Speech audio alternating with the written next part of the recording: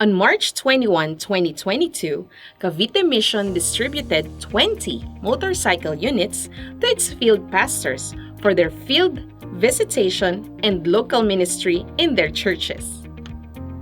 A timely tool amidst the soaring gas rates, the motorcycles were jointly sponsored by Grace Force and Cavite Mission.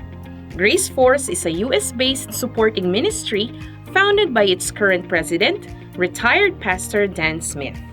A minimal amount is also charged to the pastors as goodwill share to the cost. Pastor Jeb Bersabal, Cavite Mission Philanthropic and Development Director, facilitated the solicitation of funds and acquisition of the motorcycles.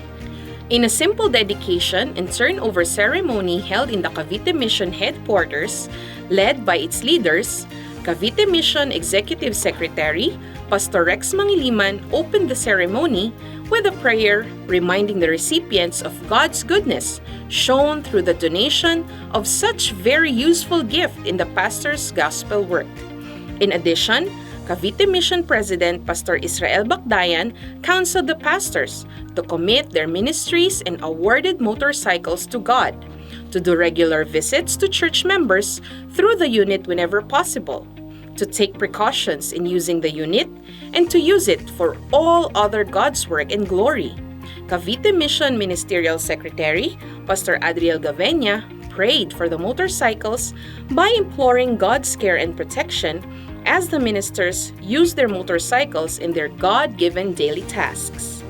Meanwhile, Development and Philanthropic Director Pastor Jeb Bersabal announced instructions and terms and conditions for the safe and effective use of the motorcycles. Recipient pastors glowed with joy and gratitude as they individually received the precious motorcycle units. They are also touched by the generosity of Pastor Dan Smith and Cavite Mission. Moreover, they are inspired to work more for the Lord in His vast vineyard. The initial list of the recipients are as follows: Pastor Ramel Villamor, Pastor Alvinil Ray, Pastor Bjorn Capiendo, Pastor Art Bellarmino, Pastor Colin Brian Aguilar, Pastor Fernando de la Cruz, Pastor Ronald de Layasan, Pastor Rickson Marquez, Pastor Emmanuel Acosta, Pastor Albert Soltero, Pastor Wilbert Lamanilao, Pastor Roniel Villamor, Pastor Chester Labrador, Pastor Arnie Fahilagmago, Pastor Ernesto Denia Jr., Pastor Don Moredas, Pastor Lee Calatrava, Pastor Harry Basco, Pastor Rodel Arandia, and Pastor Samuel Fuentes. First of all, I would like to thank God for this blessing that I have received. And also, I'd like to thank for the sponsors that they are an instrument to be a blessing, especially in my ministry as a pastor. So I will use it for the glory of God in my ministry in the district. Thank you, all the sponsors. God bless. First of all, I want to thank God for this opportunity. I was given a motorcycle. Also, thank you, Grace Force. Thank you, Pastor Dan Smith. This motorcycle will be a huge blessing for me. I will use it in visiting brethren, and I think this will be more often that I will visit the brethren. So thank you so much. Thank you for this new motorcycle. God bless everyone. First of all, I would like to praise the Lord for His goodness and grace to Cavite Mission and to our pastors, because His love and His mercy and His blessing continues even in time of pandemic and in times of crisis.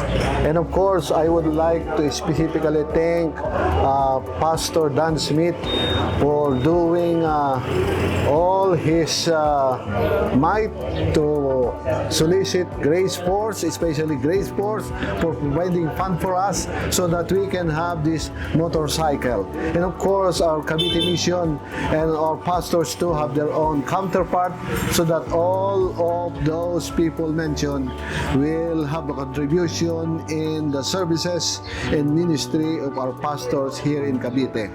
Of course, we need to continuously pray for God's goodness and grace. All all these motorcycles are for the betterment of the ministry of our pastors.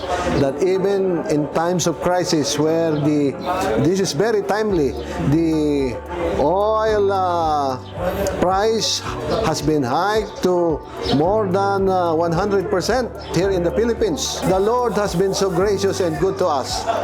The Lord's work cannot be stopped by even in this crisis, the pandemic.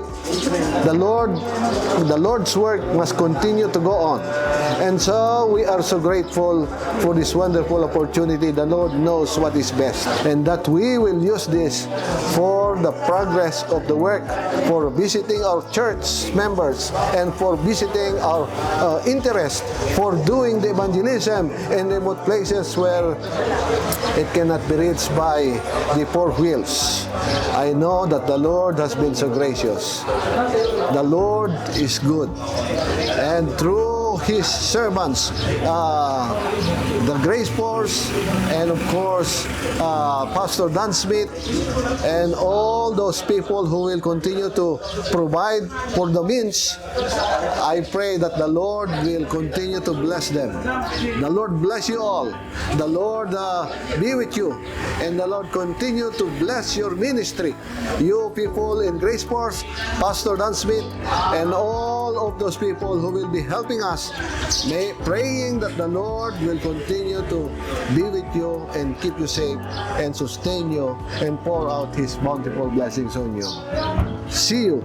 The Lord bless you. Thank you, Lord! Thank you, Grace Force! Thank you, Pastor Dan Smith! Thank you, Cavite Mission! This is Cherry Rivera reporting for Cavite Mission.